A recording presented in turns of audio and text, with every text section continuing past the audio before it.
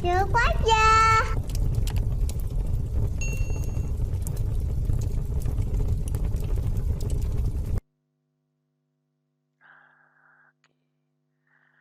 Hai guys, kembali lagi bersama saya si Ardi Albanjari. Sekarang kita akan coba membahas kuis yang kedua ya. Nah, teman-teman sudah ngerjain soalnya kan? Pasti dong. Kalau belum, kerjain dulu ya. Biar kamu bisa mengukur kemampuan kamu sampai mana.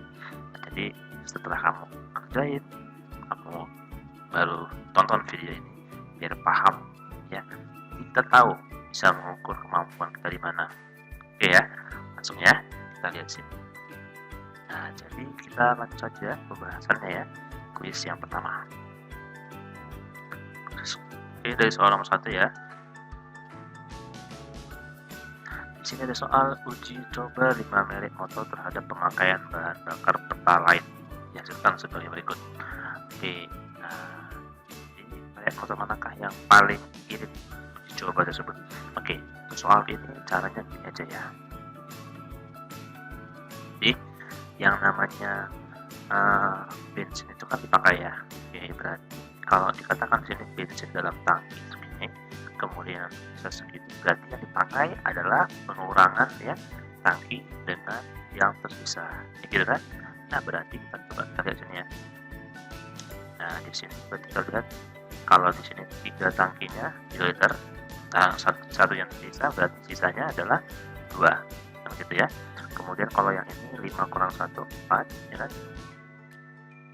Nah, 3 kurang 1 itu 2. Lalu 4 kurang 2 ini juga 2. Ini 6 kurang 2 4. Oke, inilah dia bensin kan ya. Nah, sekarang bagaimana kita mengetahui mana motor yang paling irit? Ya, caranya adalah tinggal kita bagi saja jarak tempuhnya dengan pemakaian bensin. Misalkan yang ini 90 km untuk menggunakan 2 liter, berarti 90 bagi 2 ya. Kita temu berarti 45 ya kilometer per liter. Nah, gitu ya. Setiap 1 liter dia menempuh jarak 45 km. Nah, mana yang paling irit adalah yang menempuh jarak paling jauh. Berarti yang ini 150 dibagi 4 berapa? 37,5 ya. 37,5. Oke. Yang ini 99 bagi 2. Ya, 49,5 ya. 49,5 km per liter. 100 bagi 2. Nah, ini 50. Oke. Yang ini 156 bagi 4 berapa tuh? 100 bagi 2 50 8 bagi 2 berarti 39 ya. 39 km per liter. Nah, mana di antara kelima ini yang paling jauh, yaitu 50 km per liter, yaitu yang dimiliki oleh Kawasaki. Maka untuk soal ini ya, kita nggak tahu hasilnya gimana. Nah, berarti soal jawabannya adalah yang C. Itu ya teman-teman ya, gampang ya. Oke, paham.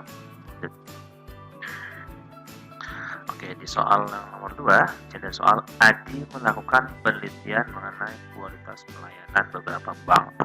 Penilaian yang dilakukan berdasarkan jumlah pegawai teladan setiap bank dengan memperhatikan bobot tiap aspek penilaian. Ini ada aspek penilaiannya ya, 1 dan 2. Oke, kita anggap saja lah ya, misalkan dalam sebuah bank itu yang dinilai itu pertama misalkan mengenai sikap lah ya, sikapnya gimana.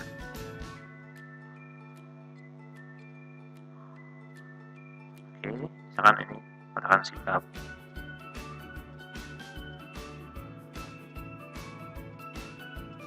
misalkan loyalitas ya, jadi boleh aja yang lain.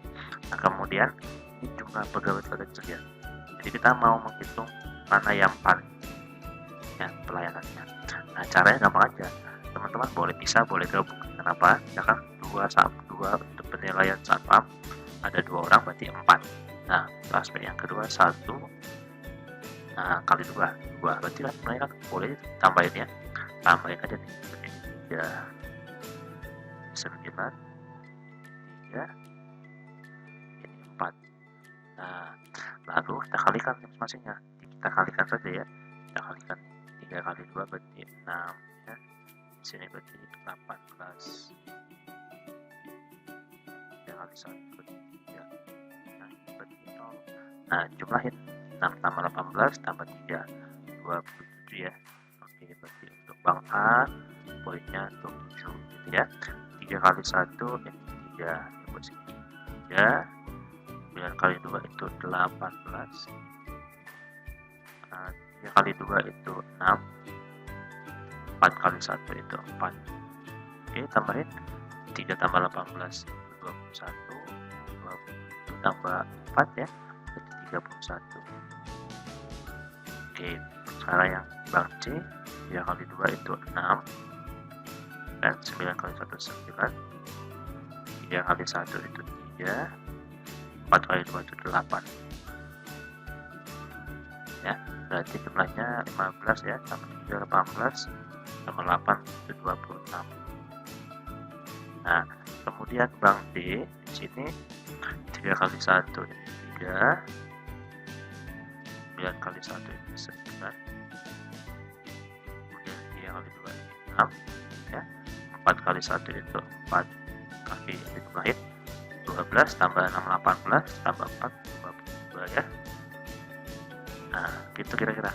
Jadi betul 3 kali 1 3, kemudian 9 kali 1 9. Ini susah banget tulisnya ya, kecil tulisannya. Dari gede gampang nih. 3 kali 2 6, 4 kali 2 itu 8. Nah, coba 12 tambah 6 18 tambah 8 26. Nah, kira-kira mana sih yang tertinggi, yaitu 31 kan? Maka kita punya jawabannya adalah Bang yang B ya. Oke, jawaban kita adalah yang B. Itu kira-kira. Yang berikutnya nomor 3. Di sebuah kedai kopi katanya di sini yang baru saja dibuka selama seminggu sedang melakukan pengecekan terhadap hasil penjualan berbagai jenis minumannya selama seminggu. Oke, jika setiap pembelian espresso dan americano diberikan diskon sebesar 10%, sementara mochaccino, cafe latte, dan macchiato diberikan diskon 20%. Menu apakah yang memberikan keuntungan paling sedikit bagi kedai kopi tersebut ya? Nah, untuk soal ini kita coba kerjain ya. Nah, jadi caranya gimana? Gini aja.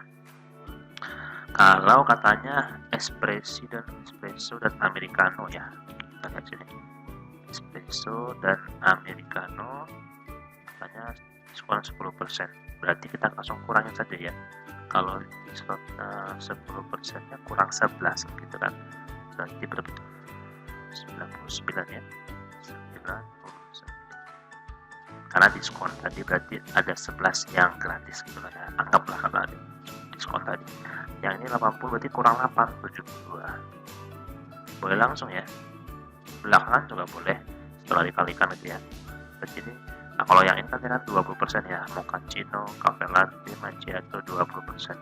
Berarti kita kurangkan dengan 30, berarti 120 ya. Gitu kan? Ya. Dan ini berarti kurangi dengan 22. Berapa tuh? 88 ya. Ya, 88. Kalau yang ini kita kurangkan dengan 20 berarti 80. Oke. Nah, sekarang kalau katanya modalnya ini bercangkir sini ya. Nah, ini modalnya, harga jualnya berarti kita kurangkan ya untuk mencari keuntungannya ya. 20.000 kurang 15.000 berarti 5.000. Nah, 5.000 kalikan dengan 99 tadi. Nah, 1.000 ya kan. Nah, kalau yang ini untungnya 3.000 ya. 3.000. Kemudian yang ini 20.000 kurang 4.000 6.000 ya. Kemudian yang ini 25.000 kurang 4.000 7.000.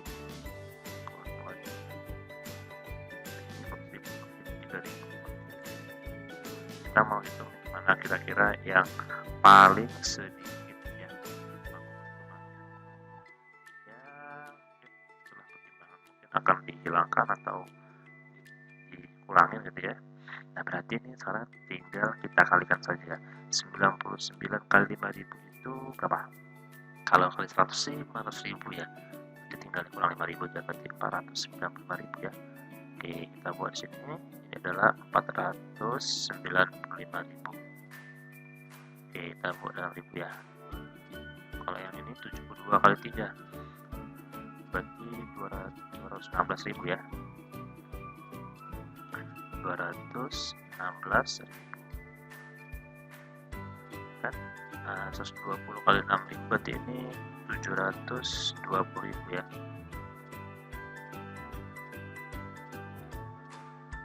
Oke, 88 kali 7.000 berarti dapat 616.000 ya. Oke, 80 kali 3.000 berarti ini 240.000.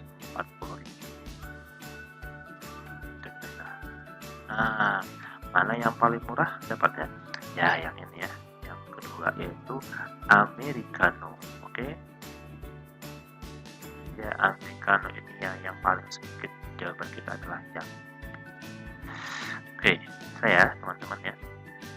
Oke, cicil pelan-pelan saja belajarnya, pasti bisa. Pasti bisa gitu ya. Kamu harus memotivasi banyak diri kamu bahwa kamu bisa. Persiapkan dari sekarang. Jangan tunggu nanti. Banyak banget orang menyesal ketika dia mau UTBK, dia kenapa nggak belajar dari sekarang gitu ya. Padahal masih ada waktu, walaupun masih kelas 12, kelas 11, kelas 10 belajar gitu ya. Saya sendiri dari kelas 10 udah UTBK. Nah, oke teman-teman, pasti bisa. Nah, ini soal yang berikutnya ya. Kalau nggak salah ini udah grafik ya, yang tadi semua tabel semua. Nah, yang grafik ini soal tahun 2019, kita hanya melihat keadaan saja. Berdasarkan gambar satu, apa yang paling mungkin terjadi pada tahun 2015. Jadi namanya data seperti ini bisa memprediksi ya, apa kira-kira yang terjadi. Oke, kita lihat. Yang A, selisih persentase pengguna internet antara yang berlokasi di warnet dan kantor semakin kecil. Warnet dan kantor berarti yang biru dan yang orange. Ini seperti di jaraknya, ini ke sini, ini hampir sama, makin naik. Kalau katanya semakin kecil, salah ya, karena dia awalnya kan begini ya, menurun, hampir sama, baru gantian, berarti salah untuk yang A ini. Oke ya, gitu. Nah, yang B ya, selisih persentase pengguna internet antara yang berlokasi di kantor dan sekolah semakin besar katanya. Oke ya, jadi antara kantor dan sekolah katanya makin besar. Kita lihat aja. Kalau kantor yang orange, sekolah yang abu-abu. Nah, jaraknya terus ya. Kalau katanya semakin besar, tambah ya. Nah, makin lama makin dekat tahun 2014 ini. Makin lama makin mendekat. Berarti bukan makin membesar, tapi makin mengecil harusnya ya. Maka yang B itu salah. Yang bagian C, selisih persentase pengguna internet antara warnet dan sekolah makin kecil katanya. Warnet yang biru, sekolah yang abu-abu. Oke, ini terus iya, baru ini jawabannya yang benar ya, semakin kecil ya, benar jawabannya. Maka jawaban kita adalah yang kecil, cakep ya. Oke, kira-kira seperti itu cara membaca datanya, pasti bisa. Next. Oke, jadi ada soal yang terakhir ya. Berdasarkan grafik data ini, jika Imperial College London memiliki 5 skor lebih tinggi, nah maka kita lihat di sini mana Imperial College. Oke, yang paling kedua terakhir ya, yang ini ya, 94. Kalau dia tambah 5 skor, berarti ini berapa? Berarti berubah jadi 99 kan gitu. Kalau 99 berarti dia menempati posisi yang kedua kan gitu ya. Nah, apa sih jawaban yang benar? Coba cek yang A. University of Oxford akan berada di posisi kelima setelah Harvard. Oxford di sini posisi keempat karena ada si Imperial naik, maka dia menjadi posisi kelima ya. Nah, di bawah Harvard. Benar, udah langsung ketemu jawabannya ya. Gampang banget. Kalau dari jawabannya yang A nggak ada ya cek lagi semua gitu ya. Oke, maka jawaban kita adalah yang A. Oke, teman-teman, sampai di sini dulu pertemuan kita. Terima kasih atas perhatiannya. Mohon maaf dengan segala kekurangan. Terima kasih, sampai jumpa di materi yang ketiga. Terima kasih, sampai jumpa. Dadah. Langsung aja.